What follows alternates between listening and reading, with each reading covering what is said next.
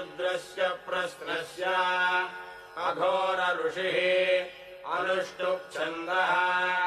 सङ्कर्षणमूर्तिस्वरूपो योऽसावादित्यः परमपुरुषः स एष रुद्रो देवता अग्निक्रतुजरमायामिष्टकायागुंसतरुद्रीये जपाभिषेके विनियोगः नमः शम्भवे च अग्निहोत्रात्मने अङ्गुष्ठाभ्याम् नमः मयो भवेद दर्शपूर्णमासात्मने तर्जनीभ्याम् नमः नमः शङ्कराय च चातुर्मास्यात्मने मध्यमाभ्याम् नमः मयस्कराय च निरूढपशुबन्धात्मने